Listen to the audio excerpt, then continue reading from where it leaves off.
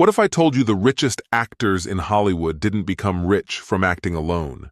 Because the real flex isn't a $20 million paycheck. The real flex is getting paid while you sleep because you own the thing that pays you. In this story, we're counting down the top three. Tyler Perry, Jerry Seinfeld, Tom Cruise, three household names, three totally different money engines, and one shared truth. Each of them made a single move that changed the size of their life forever. Tom Cruise didn't just become the face of blockbusters. He became the guy who negotiates the upside. While other stars chase the next salary, he chases the profit. And when the movie wins, he wins bigger. Jerry Seinfeld proves something even crazier. You can build a fortune off one evergreen idea so powerful that it keeps printing money for decades. One show, one cultural footprint, and checks that don't stop. But Tyler Perry didn't just win the game, he built the stadium.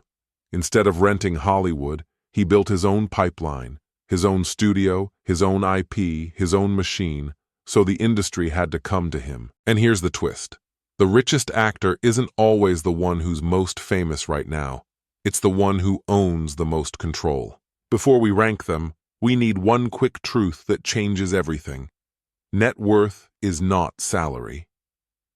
A headline might say, "This actor earned $30 million for one film," but that's only one layer.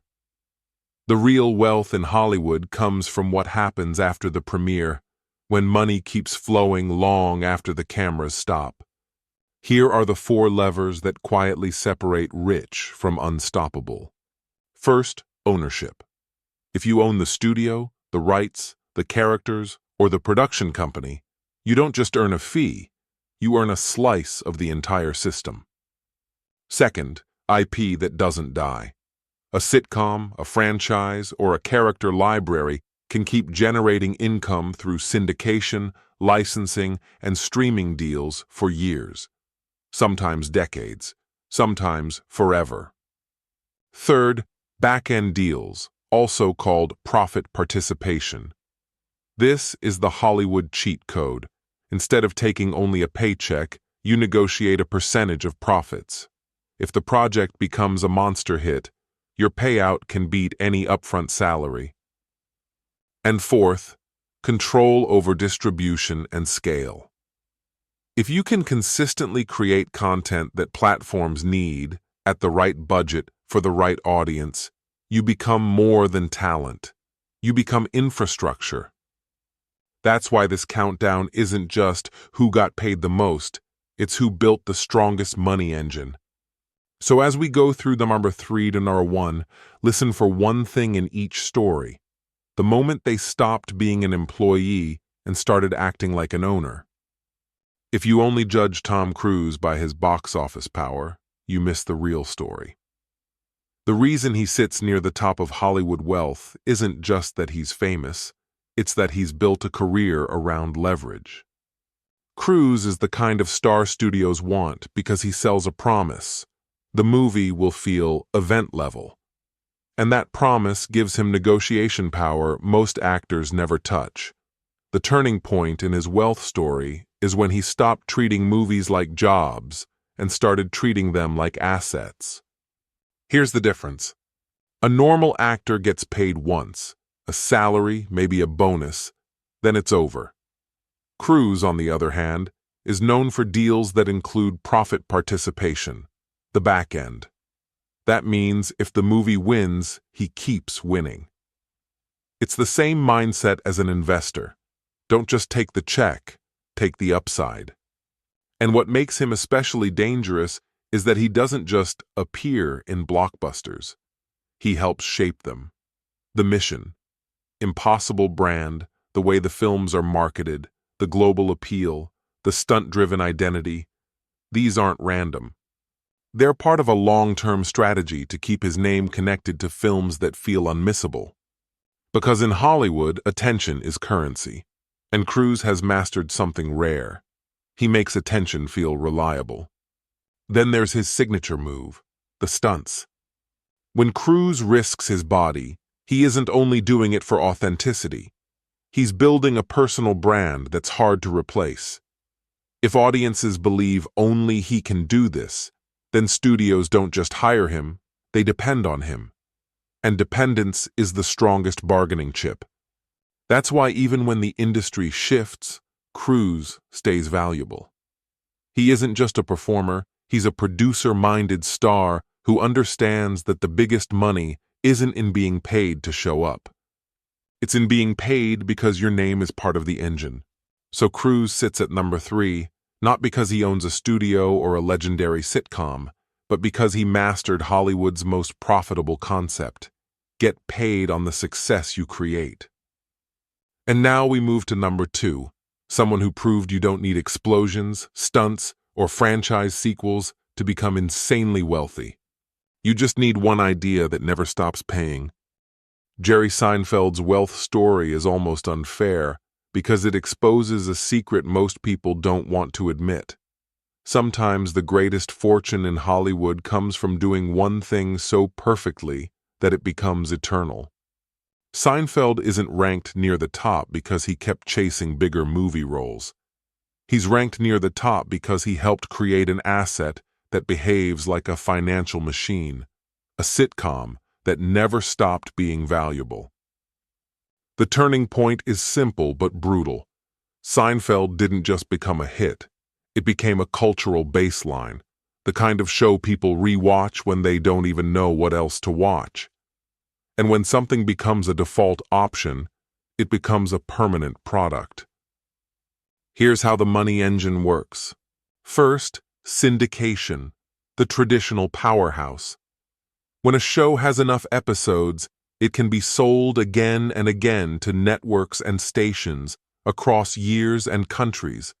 The audience might change, the era might change, but the show stays on air and the checks keep arriving. Then came streaming. In the modern age, platforms pay enormous amounts to secure proven comfort content, shows that keep people subscribed because they're easy to rewatch. A single licensing deal can be worth more than a year of blockbuster salaries for many actors. And here's the part that makes Seinfeld's story even stronger. He never relied on one revenue stream.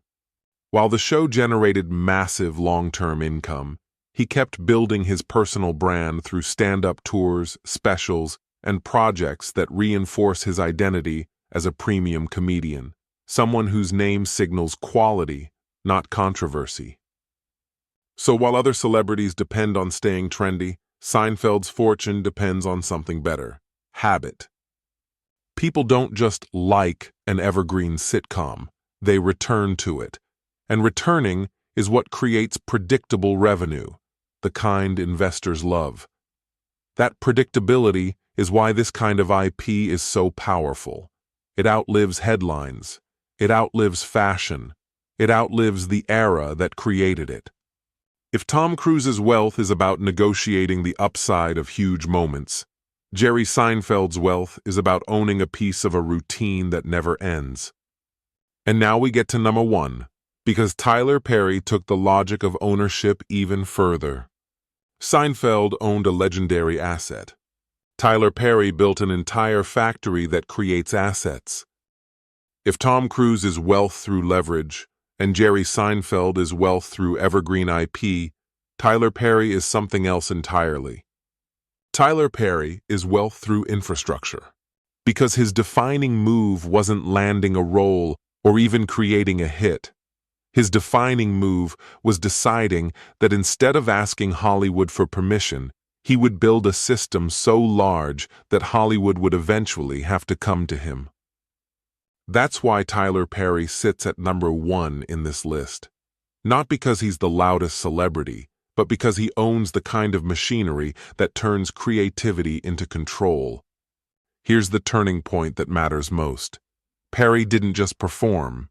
He wrote, produced, directed, and most importantly, kept ownership.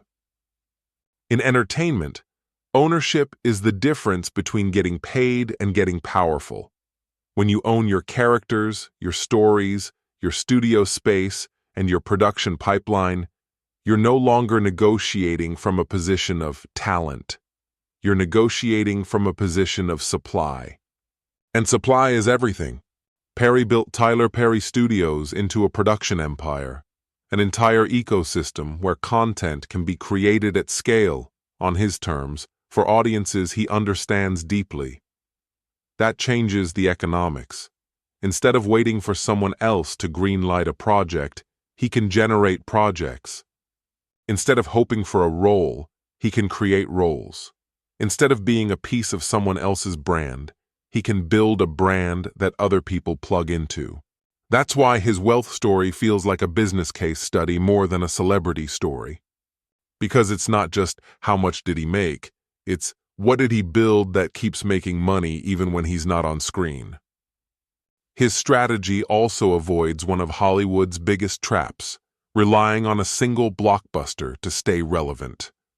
Perry's approach is volume, consistency, and ownership. A pipeline is stronger than a one-time hit. And when platforms need content, constant, reliable, audience-tested content, having a pipeline turns you into a partner, not a freelancer. And there's another factor that's easy to overlook. Perry's empire gives him something the richest people always chase: time. If you own the system, you can choose when to appear, what to make, and how to protect your brand. You can step back without vanishing. You can change direction without collapsing. You can survive trends because you don't depend on trends. You depend on structure. That's the real reason Tyler Perry's fortune shocks people. It proves that the highest level of wealth in Hollywood isn't always about fame. It's about control. So when people ask, how did Tyler Perry become one of the richest entertainers alive? The clean answer is, he stopped chasing Hollywood's opportunities and built a machine that manufactures opportunities. Now, let's bring it all together, because these three men reveal three patterns of real wealth that anyone can recognize, even outside entertainment. When you strip away the celebrity aura, these three stories are basically three masterclasses in how wealth is built in Hollywood, and why acting money is rarely the final level. Tom Cruise is the pattern of leverage and upside. He treated stardom like a bargaining chip, then used it to negotiate profit participation. He didn't just get paid to appear, he got paid because his name increased the value of the entire product. Jerry Seinfeld is the pattern of evergreen IP. One cultural asset became a permanent money machine through syndication, licensing, and streaming. He didn't need constant reinvention. He needed a property people return to forever. Tyler Perry is the pattern of ownership plus infrastructure.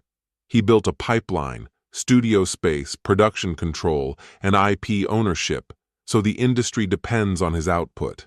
That's why his wealth isn't fragile, it's structural. Different paths, same hidden rule. Fame gets you in the room, but ownership decides who leaves rich. And now for the final twist, because this countdown reveals something most people don't realize until it's too late. Here's the twist. The richest actors in Hollywood aren't always the ones who work the most. They're the ones who built systems that keep paying them even when they're not working at all. Cruise bet on the upside. Seinfeld owned a forever show. Perry built a factory that creates wealth on demand. Different styles, same outcome, control beats attention. Now I want your take. If you could copy only one strategy, back-end profit deals, evergreen IP, or owning a studio pipeline, which one would you choose and why? If you enjoyed this breakdown, subscribe for more celebrity wealth timelines and hidden business moves.